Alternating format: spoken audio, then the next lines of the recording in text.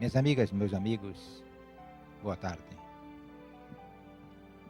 Somos mais do que um time de futebol. Um time são necessários 11. Nós somos 14. Então temos 3 reservas. Chegou mais uma. 4 reservas.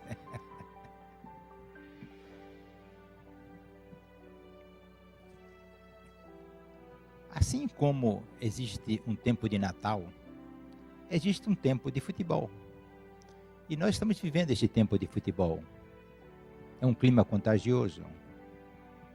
É um clima bom. Mas uma coisa me chamou a atenção nessas partidas que nós temos assistido na televisão. Em um dos jogos, se não me engano, ainda da Copa das Confederações, os jogadores prosseguiram cantando o hino nacional até o fim, se é que realmente foram até o fim, que eu não lembro isso. Mas deram uma grande demonstração de patriotismo. Então o que é que nós podemos concluir?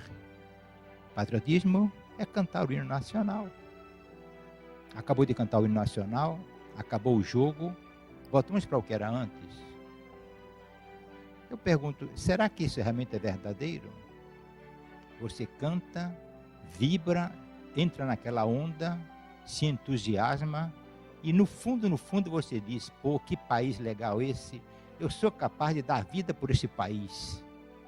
Dali algumas poucas horas, termina o jogo, você volta, pega seu carro para ir para casa, vai no trânsito, alguém lhe dá uma fechada, você esquece patriotismo, esquece que aquele que está ali é seu irmão de pátria, independente de ser filho de Deus, irmão em espírito, e você xinga ele, bate nele, esquece realmente aquilo que você estava imaginando que poderia ser.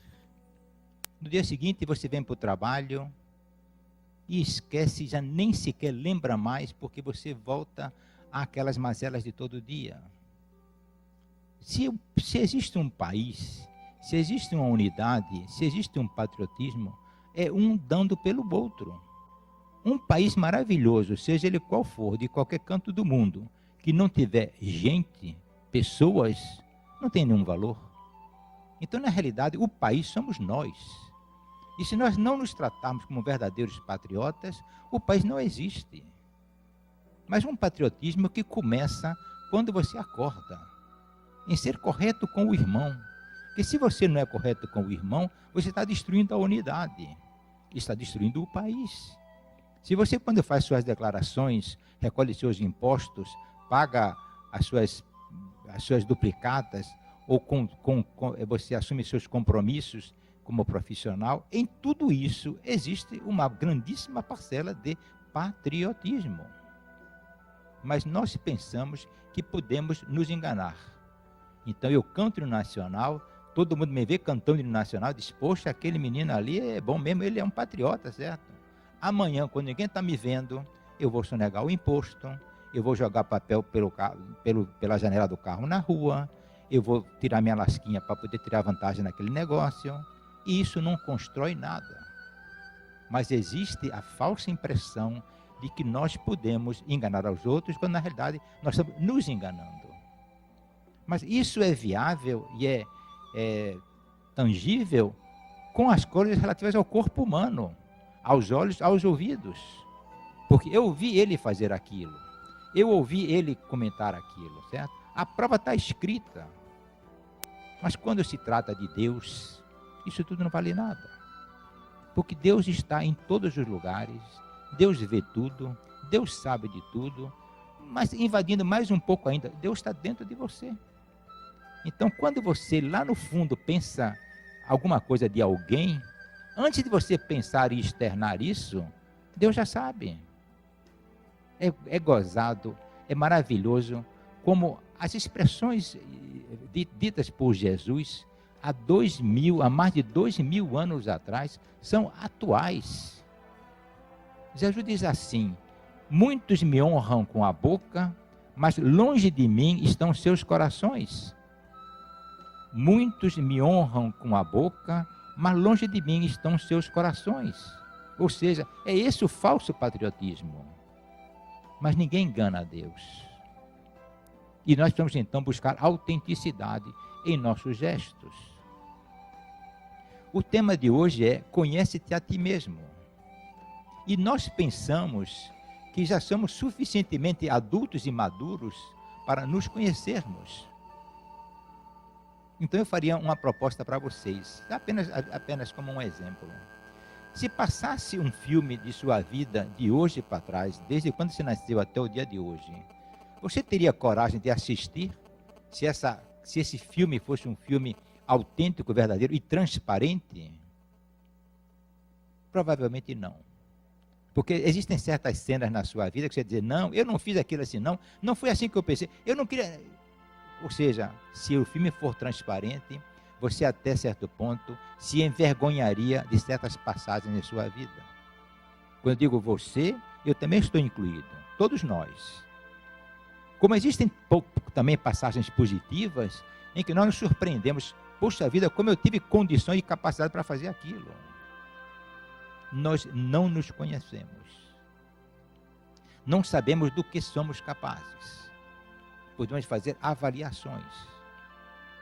Já dizia um escritor francês há algum tempo atrás, e falava sobre o valor divino do humano. Nós não somos puramente humanos. Se nós temos um espírito e temos um envoltório de carne, a carne é influenciada pelo espírito. Então nós não somos puramente humanos. E se nós não somos puramente humanos, e se nós sentimos nossas fraquezas, o que fazer? Eu sugeriria o seguinte: voltemos às nossas origens. Deus criou o mundo. Deus criou o homem. Deus o criou à imagem e semelhança. Mas deu a ele a capacidade de buscar o entendimento e a compreensão. Deu a ele o livre-arbítrio. Deu a ele os desejos e os instintos. Então, se você regredir no tempo, você vai ver, nós fomos criados ignorantes. Ignorantes no sentido de ignorar o que viemos fazer aqui, para que viemos ou de onde viemos. Mas da mesma maneira que surge isso para você, dessa ignorância, surge a capacidade que você tem de buscar nele aquilo que lhe falta. Então, é como fosse um pai e uma criança, um pai e um filho. O pai sabe que o filho é pequeno, é inexperiente, está começando a vida. Então, solta ele para ele andar sozinho. E o menino vai andando pelos caminhos mais tortuosos possíveis, mas o pai está atento. Se ele vê que tem um buraco, ele corre e segura o menino. Se ele vê que o menino vai cair, pega a mão do menino. Se leva ele para a praia, fica junto da onda. Ou seja, está sempre presente. Então, se o pai, que nós chamamos de humano, certo? Cuida do seu filho, como não cuida de nós, o nosso Pai Celestial? O Pai do nosso espírito, se você quiser assim falar. Temos que voltar às nossas origens para buscar no Criador a força, o conhecimento, a tolerância que nós precisamos ter para crescer neste mundo de sofrimento, de obstáculos, de provações.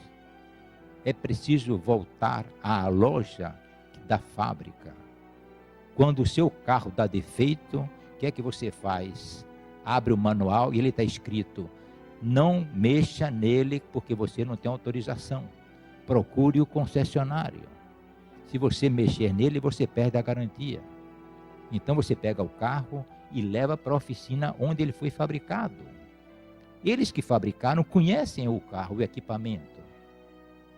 Quem nos conhece é quem nos fabricou. Quem nos criou foi Deus. Então é necessário manter essa ligação de Criador e criatura. E Deus fez a coisa arrumada. Deus fez um negócio bem programado. No Evangelho, no Velho Testamento, diz assim: amarás ao Senhor teu Deus e somente a Ele. Quando eu era pequeno, eu entendi aquilo como se fosse um Deus egoísta. Mas hoje eu compreendi Quando se diz assim, amarás ao Senhor teu Deus e somente a Ele, Ele está nos dizendo, o Deus é um só. E se você amar a Ele e a mais alguma outra coisa, você, no final de contas, não vai amar nem a um nem a outro. E Jesus traduz isso dizendo, não podeis servir a dois senhores. Mas é uma expressão tão banal e tão atual. Quem é que pode trabalhar numa empresa e servir ao patrão da empresa e servir ao patrão da empresa concorrente? Ninguém. Ele vai se destruir. Ele vai se denunciar e vai perder o emprego. O filho não pode dizer ao pai, eu amo você, meu pai, porque você é meu pai, certo? E eu amo aquele outro sujeito lá também, porque ele me dá chocolate, me dá bombom. A criança não pode ter dois pais. Tem que ter um pai só e amar a um pai só. Em Jesus somos únicos. Eu posso até gostar daquele outro e daquela outra. Mas entre gostar, certo? E a filiação é diferente. Não sei porquê, mas bem provável, por fraqueza nossa, nós não conhecemos o caminho que nos leva a Deus. Tentamos tudo quanto é sorte. Tentamos tudo quanto é maneira e nos esquecemos simplesmente que a solução está ali, está na mão. Mas enxergamos para fora, não enxergamos para dentro. Existe aquela fábula grega de Édipo, que vocês conhecem, ouviram falar, teve até novela. E diz que Édipo, quando percebeu que tinha casado com a mãe, ele tira o cinto e com a fivela vaza os olhos. O significado disso é que ele, cansado da sua ignorância de ver as coisas externas, começa a olhar para dentro de si. E percebe, o que foi que eu fiz? Olhar para dentro de si é o primeiro caminho que leva você ao encontro com Deus. Porque Ele não tem morada. Embora Deus esteja aqui em todos os lugares, Deus está na madeira, na coluna, na cadeira, no chão, no ar, na luz. Deus mora dentro de você. Ele pode passear por todos os campos, mas Ele mora dentro de você. E se você quer se encontrar com o seu Criador, você tem que olhar para dentro, refletir, meditar, talvez até frear a velocidade com que você anda vivendo para ter um pouco de tempo para si. É maravilhoso quando às vezes algumas mulheres, principalmente as mulheres, dizem, a partir de hoje eu vou ter um tempo para mim, porque até hoje a família me consumiu todo, o trabalho me absorveu totalmente. Mas isso é maravilhoso, ter um tempo para mim. Eu preciso pensar e lembrar todos os dias que sou um espírito, que caminho para evoluir, que não voltarei, como diz o provérbio árabe, não voltarei novamente a passar por este caminho. Então, todas as coisas boas que eu fizer, devo fazê-las agora. Voltar para dentro de si, refletir sobre quem somos, o que somos, para onde vamos. E todas estas perguntas só encontram uma resposta: Deus. Deus. Um Deus que é um Deus único. Ninguém pode dizer assim, o Deus da minha religião é igual ao Deus da sua religião. Seriam dois deuses iguais. Não é. O Deus da minha religião é o mesmo Deus da sua religião. Eu acredito num Deus e você acredita no mesmo Deus que eu acredito. Ele é único. Embora tenha muitos nomes, muitas facetas e muitas maneiras de se manifestar. Mas é um só. É nele que você vai buscar a fortaleza de que você precisa. São Paulo perseguia os cristãos.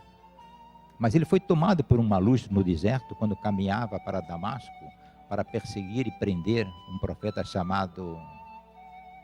Como é o nome, Fernando? Damasco. O profeta Ananias. Ele ia prender o profeta Ananias. Ele é tomado por uma luz, certo? E de repente diz assim, ele cai do cavalo e Jesus diz assim para ele: Paulo, Paulo, por que me persegues? Paulo, Paulo, por que me persegues? E é tão profundo a necessidade que Paulo tinha de encontrar Jesus, que ele diz assim: Jesus, meu Senhor, que queres que eu faça? Aquilo sai naturalmente, que queres que eu faça? Na realidade, Paulo buscava a justiça, mas era preso à lei de Moisés. E entendia que tudo que os cristãos trouxeram de novo fossem coisas erradas. No fundo, ele começa a ver a transparência das coisas e se converte e se torna um dos grandes criadores e alicerces da Igreja Católica. Ele aí diz assim: tudo posso naquele que me fortalece. Tudo posso naquele que me fortalece.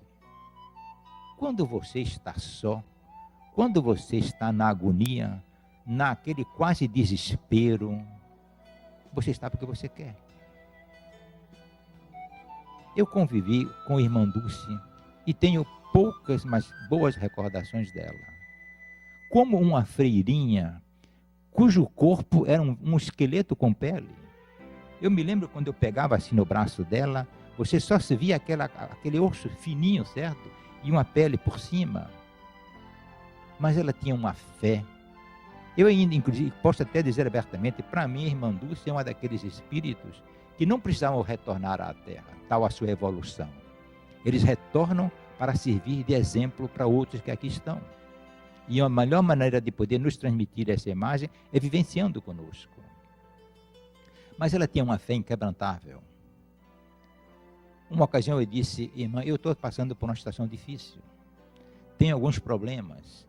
E tenho, pelo ensinamento que eu tenho aprendido, eu tenho fé. Tenho procurado acreditar e esperado que Deus um dia me atenda. A irmã olhou assim para mim e fez: meu irmão, você tem fé? Disse: irmã, eu tenho fé. Então continue. Só me disse isso. E eu vim verificar mais tarde que ela estava certíssima. Porque aquilo que me atormentava simplesmente era um fantasma que eu tinha criado em minha mente. Aquilo foi aos poucos se dissolvendo e passou. Mas a fé dela era intensa.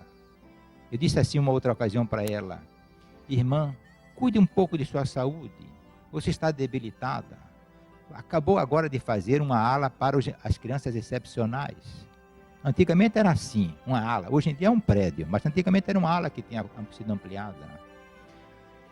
Isso era um dia de domingo, que eu estava lá com elas conversando. Ela me chamou pelo braço e disse: vem cá que eu vou lhe mostrar uma coisa. E nós andamos assim um percurso de uns 10 metros, tinha uma janela no fim do corredor. Ela abriu a janela e era um dia de domingo, um sol, bem, tempo de verão, um sol forte e um azul belíssimo no céu. Ela disse assim para mim: tá vendo você, irmão? Olha. Eu olhei para cima e disse: bonito dia, certo? Um azul maravilhoso. Tá vendo você? Disse: sim, irmã. Tô vendo. Tá vendo? O problema é dele. Ele, se quiser, que resolva os problemas daqui. Não fui eu que criei. Não são os meninos, não são filhos meus, certo? São filhos dele. Ele que cuida e que manda o necessário. E nunca faltou nada. A coisa vem como fosse encomendada. Porque ela tinha uma fé inquebrantável em Deus. E essa fé de onde vem? Será que ela é um espírito que ela tem fé e eu não tenho fé? Deus deu a ela a capacidade de acreditar e não me deu? Não. Todos nós somos iguais. É preciso apenas exercitar. Descobrir e trabalhar a fé raciocinada. Jesus disse assim: se tiverdes fé, fareis as obras que eu fiz e maiores ainda. Mas nós somos teimosos, cabeça dura. Não queremos relembrar essas coisas. Passa um pano, passa uma esponja. Eu vou resolver isso aqui do meu jeito. Eu já sei como é que eu vou fazer. Amanhã, quando eu acordar, eu vou lá e resolvo isso. É tão fácil, tão costumeiro a gente fazer isso. Vai lá, quebra a cara. E quando quebra a cara, escolhe logo um culpado. E coitado se esse culpado não for da vida da própria família. E lá vem aborrecimento e mais aborrecimento. Ou seja, vem a doença. A doença que está no espírito, que mexe com o corpo. A doença que não é nada mais do que o afastamento de Deus. É impossível, é impraticável um ser estar ao lado de Deus e estar doente. É impraticável. Se Deus é saúde, se Deus é paz, é entendimento, Quem está junto de Deus tem que viver o bom tempo. Porque Deus está presente. Eu estarei convosco todos os dias. Não tenha medo, confie em mim. A relação de pai para filho tem que ser feita e tem que se desenvolver na base da confiança. A relação de homem e mulher tem que se desenvolver na relação confiança.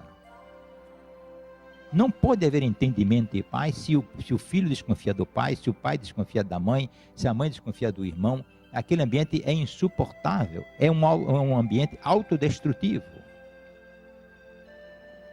Você confia em Deus? Não me responda, eu não estou aqui fazendo questionário de ninguém. Mas ficaria feliz se vocês se auto-refletissem sobre isso, fizessem essa auto-reflexão. Eu confio em Deus? Ou então diga assim, por que motivo eu não confio em Deus? Ah, porque eu tenho pressa, isso tem que ser resolvido logo, logo. Calma, as coisas vão chegar no tempo certo.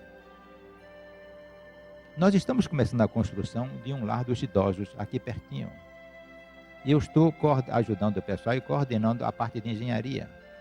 Então agora de tarde eu consegui coordenar o trabalho da entrega do concreto e da ferragem para o estaqueamento. Quase 4 horas, uma pessoa me telefonou dizendo, se não for comprovado o pagamento, a mercadoria não vai sair. Ligo para o outro correndo, digo, você fez o pagamento? Ele fez, está tudo pronto, mas o banco fechou meio-dia ou 1 hora, certo? Não houve tempo hábil de fazer o pagamento. Só vou fazer isso segunda-feira de manhã. Vocês acham que eu fiquei descabelado com isso? Está todo o pessoal arrumado e programado para segunda-feira de manhã. E a ferragem não vai chegar 8 horas da manhã como está programado. O que é que eu faço? Meu Deus, o problema não é meu, é seu. Eu não sou o velhinho. Vou ajudar a fazer uma construção para abrigo dos velhinhos, certo? Vou ajudar a fazer uma coisa para a fundação, certo? Você que é o cabeça disso, você que é o espírito intuidor disso, certo? Cuide e resolva. E esqueci. E posso garantir a vocês, podem até me telefonar segunda-feira, que de manhã cedo, de um jeito ou de outro, a ferragem vai chegar na obra. Porque existe uma energia envolvendo tudo aquilo que diz relação a Deus. Existe uma energia envolvendo todos nós, mas é preciso que você entre em sintonia com essa energia, senão você se perde. Agora imagine você que eu começasse a xingar, a maltratar a pessoa, dizer que não tem palavra, que não sei o que, não sei quanto, segunda-feira o operário chega na obra, não tem o concreto, ou o concreto chegou fora de hora. A troco de quê, meus amigos? A troco de quê, minhas amigas? É preciso que haja calma e paz, para daí a gente poder decidir com tranquilidade. O popular diz, não faça nada de cabeça quente. E não é verdade. É por isso que eu digo, se nós todos víssemos um filme da nossa vida com transparência total, muitas horas a gente ia se envergonhar de dizer, puxa, eu não sou esse cara daí não, nunca fui ruim dessa maneira não, fazer essas besteiras, mas fizemos e fazemos. E continuaremos a fazer se não tivermos o sentimento, a percepção da nossa condição espiritual. Enquanto enxergarmos puramente a carne e o osso, nada faremos. Sou eu quem estou inventando coisa, dizendo para vocês coisas que não foram ditas por ele. Ele disse assim, com muita simplicidade, sem mim, nada podereis fazer. Então nós somos um bando de teimosos. Ele disse, está escrito. Quem escreveu foram os outros, os profetas que vieram depois dele, mas a expressão é dele. Sem mim, nada podereis fazer. E se nós vamos fazer um empreendimento, eu desafio vocês nesse aspecto, porque eu também me envolvo. Se nós vamos fazer um empreendimento, por exemplo, vamos começar a abrir uma casa comercial. O planejador faz local, espaço, ponto de referência, trânsito, facilidade de consumo, clientela para... Tudo é estudado. Ninguém se lembra de dizer assim, bom, vamos fazer um empreendimento. Que Deus abençoe o nosso empreendimento. Esquecem. Porque se acham como quem diz, são prepotentes. conhecedores da verdade. Porque eu faço isso há 30 anos, há 40 anos. Para que Deus? Atrapalhar minha vida? Vim para cá para criar problema, para me fazer exigências? Como é inverso o caminho. Existem pessoas, nós trabalhamos no ambulatório com médicos voluntários. E voluntariado é uma questão de cultura. Existem pessoas que já me disseram, certo? Lamentavelmente, eu estou resolvendo uns problemas meus, certo? Terminando lá uns negócios. Quando eu tiver um tempo, eu vou lá no ambulatório dar um turno. Quando eu tiver tempo. Quer dizer, você coloca o servir o próximo para quando eu tiver um tempo. Não tem lógica, é melhor que você não tenha nem tempo, nem volte aqui. Jesus disse assim, olha como as coisas casam. E me permitam que eu embata nessas teclas, porque elas não podem ser descuidadas. Diz assim, buscai primeiro o reino dos céus e a sua justiça, e tudo o mais vos será dado por acréscimo. Mas nós queremos primeiro aqueles acréscimos, para depois, se tiver tempo, eu vou fazer isso. Uma dessas pessoas tinha mais de 75 anos. Ainda estava preocupado com os problemas dos negócios que tinha que fazer, porque a filha dele tinha se separado e etc, etc. Olha Deus, eu sei que você é um cara legal, mas eu vou resolver aqui meu problema depois. Isso me faz recordar uma pessoa aqui da Bahia, tinha boa condição social e financeira, que começou a ter problema de coração. Mas achando que a Bahia não tem lá essas coisas, foi para São Paulo, como manda o bom figurino. E em São Paulo se clinicou e confirmaram tudo que na Bahia tinham dito, que ele precisava fazer uma cirurgia de coração. Muito delicada. E como ele não bastasse, ele vai para os Estados Unidos buscar o tal doutor fulano de tal para fazer a cirurgia para ele. Resumo, tudo encaminhado, só que nos Estados Unidos uma cirurgia custa uma bolada. E ele não tinha no bolso naquele momento a tal bolada. Volta para o Brasil para poder vender uma fazenda e com o dinheiro da fazenda poder voltar para os Estados Unidos para fazer a tal cirurgia. E ele chegou e vendeu a fazenda e juntou o dinheiro, e quando acabou de juntar o dinheiro, morreu. Isso está na Bíblia? Certinho, isso está na Bíblia. Quando diz que tinha um senhor que tinha muitas áreas e muitas propriedades, colheitas de nobre, e não tinha onde guardar tanta colheita. Então ele se reuniu com os seus orientadores e eles disseram, não, façamos o seguinte, vamos destruir estes celeiros e construir novos celeiros maiores ainda. E ele ficou feliz porque encontrou uma solução para guardar a sua colheita. E assim fez, destruiu os celeiros pequenos e construiu maiores ainda. E quando os celeiros estavam construídos, a morte veio e o arrebatou. A quem pertence esse amanhã? Não é a mim e muito menos a você. Esse amanhã pertence a Deus. Só Ele sabe o que é bom para você. Só Ele sabe que caminho você tem para seguir. E se só Ele sabe, como é que você se comunica com Ele?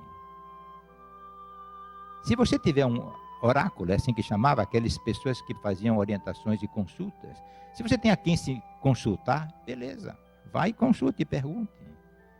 Mas aquela orientação interior que é de graça, é fácil, é para sempre, a gente despreza. E sofre. E continua sofrendo. Porque dizer, vou me voltar para Deus, é uma coisa assim meio estranha. É até como isso aí, coisa para beata. Eu, passar numa igreja, não vou lá fazer o quê? Não precisa ir para a igreja, não precisa falar. Basta você sentar num lugar, quietinho, ouvir uma música suave como essa que está tocando agora, e relaxar. E dizer simplesmente do fundo do coração, meu Deus, eu confio em você. Me conduza, meu Deus. Mas aceitar que Deus vai lhe conduzir. E quando o desespero bater na sua porta, diga, Deus está presente. E o que é que o salmista dizia naquele Salmo 23? Primeiro ele diz assim, o Senhor é meu pastor, nada me faltará. Ele vai me conduzir pelos prados verdejantes para junto das águas tranquilas. As águas tranquilas é a paz, é a tranquilidade, é a aceitação. E mais adiante ele diz: ainda que eu ande no vale da morte, não temerei mal algum, porque ele está comigo. Ainda que eu ande no vale da morte, não temerei mal algum, porque ele está comigo. Faça uma experiência. Quando você se sentir em qualquer dificuldade, recite para você esses trechos do Salmo 23. O medo vai passar, porque você de coração vai passar a entregar o problema a Ele. E Ele não vai deixar de lhe atender. Algum pai algum dia deixou de atender a um filho? Nunca. Se o filho pede um pão, o pai não dá uma serpente. E esse pai que somos nós, e fazemos isso com nossos filhos, cuidamos deles, o Pai do céu faz isso conosco. Porque nenhuma ovelha se perderá. Nenhuma ovelha se perderá. E nós achamos que já somos super suficientes, entendemos tudo, já nos conhecemos, já sei como é que eu vou fazer, já sei como eu vou reagir, sabe nada de nada. Melhor que você se calasse e confiasse em quem pode realmente lhe ajudar. Deus. Deus. Deus. Havia um tempo, não muito longe atrás, que a maioria da população era católica. E em algumas igrejas aqui em Salvador, juntava tanta gente que as pessoas ficavam do lado de fora. Mas aí, aqueles machões, que muitas vezes nós nos consideramos um machão, certo? Atrasava de propositalmente chegar na hora da missa na igreja para ficar do lado de fora. Enquanto lá dentro ficava o pessoal que realmente tinha alguma devoção, e aqui fora ficaram os homens, e muitos deles conversando plenamente em plena missa. Quando terminava a missa, vou para casa, já cumpri minha obrigação com meu Deus. Você está se enganando. E está achando que o Deus está acreditando em você. Zé Medrado, que vocês conhecem, do Cidade da Luz, contou uma coisa rapidinha, mas é muito, a gente às vezes dá risada com isso, mas são realidades. Diz que ele estava dirigindo o carro numa rua um pouco deserta, e no cruzamento não tinha ninguém, não tinha nenhum guarda. Antigamente, em todo cruzamento, tinha um policial, um guarda de trânsito. Ele olhou para um lado, olhou para o outro e avançou o sinal. Isso é típico nosso. Quando a gente transgride alguma lei, tem um ar de superioridade. Consegui transferir, ninguém me viu, passei por cima. A gente sente o tal, é ou não é? E ele continuou, e lá adiante ele começa a subir uma pequena ladeira estreita. Quando ele chega no meio da ladeira, na frente dele tem uma caçamba. E ele não conseguiu ultrapassar a caçamba, porque a rua realmente era estreita. E ele aí, a gente começa nessa hora vendo aquela velocidade toda, como tem que frear, parece que cai em si. Ele caiu em si e olhou para a caçamba direito. E na caçamba, no para-choque, estava escrito: Deus tudo vê. É simples. Quantas caçambas não está escrito isso no para-choque? Deus tudo vê. Mas a gente pensa que é mais sabido que Deus. Eu vou enganar Deus. Eu vou me esconder ali, esconder acolá. Somos crianças. Agimos infantilmente. Mas isso não é um assunto assim para você se envergonhar ou se culpar, se sentir pesado por isso. É bom que você conheça essa verdade para acordar. Eu realmente vinha fazendo besteira, mas hoje, a partir de hoje, eu vou fazer um acordo com meu Deus. Vou pedir que Ele me encaminhe, que Ele me conduza. Vou procurar ser sincero. Vou fazer minhas orações com a voz do coração, com aquilo que vem de dentro, e deixar de me enganar. Então você vai ver como a vida é maravilhosa, como a criação de Deus é sábia, como é gostoso você sair e ver um mar, certo? Ver um céu estrelado. E tem uma coisa que isso sempre mexe comigo. Se você quiser colocar um objeto no ar, ele fatalmente, quando você largar, ele cai. Isso devido à força da gravidade.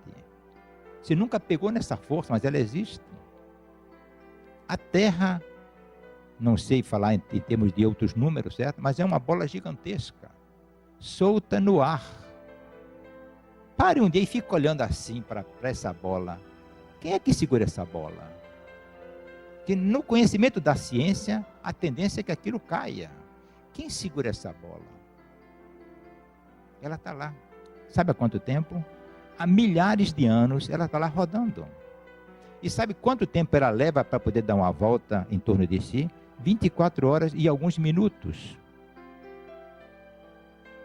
Não, desculpe, 24 horas certinhas. O tempo que dá a volta ao redor do Sol é que é de 30 meses e alguns dias. E depois, por isso, existe o fevereiro de 29 dias. Mas vocês sabem a que velocidade a Terra se move? Quem olha assim no cinema, aquela bola se move lentamente. É ou não é? Um avião de carreira anda geralmente com 950, 980 km por hora. A Terra se move, quem está do lado de fora da Terra, que é o nosso caso, nos movemos a uma velocidade de 1.700 km por hora. Mas quase que 2 vezes mais a velocidade de um avião. Como é que você faz essa conta? É facílima. O aro da Terra são de 40 mil quilômetros. Você anda 40 mil quilômetros em 24 horas. Divida um pelo outro e veja qual é a velocidade que você faz por hora.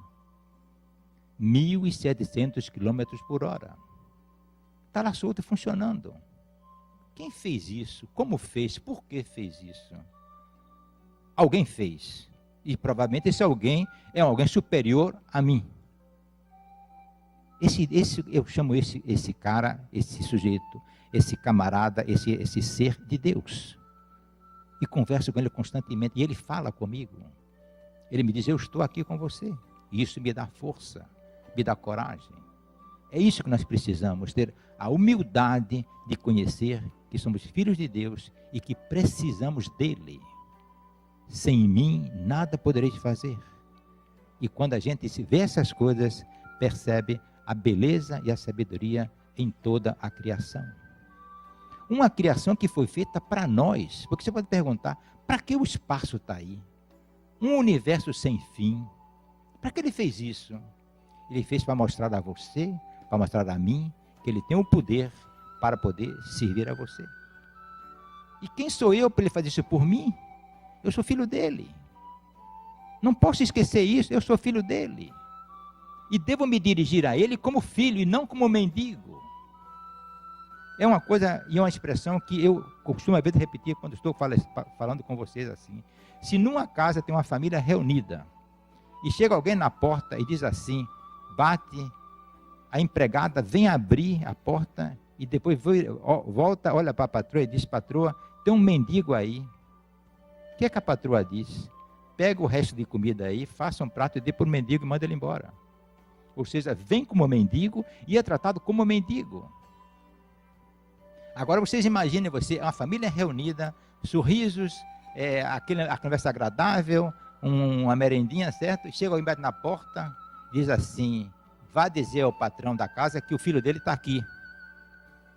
Eu, nas minhas suposições, assim, na minha fantasia, a dona da casa vai se desesperar imediatamente. Um filho do meu marido, não é possível, meu marido me é fiel, certo? Manda ele subir, porque depois ele vai descobrir que o marido, quando era solteiro, teve um relacionamento e o menino é filho. E o que é que o pai vai dizer? Você é meu filho, eu vou lhe tratar como filho, venha, a casa é sua. É um exemplo simples, até meio besta, mas nós não podemos ir a Deus como mendigos, precisamos ir como filhos e obter dele a paternidade e as promessas que ele nos fez. Todos os dias, todas as horas, nas mínimas coisas. E então seremos felizes. Que essas sementes, que essas palavras ditas hoje aqui, certo? Sirvam de reflexão para todos nós e que crie uma maior relação entre nós, filhos, e o Pai maior. Muito obrigado.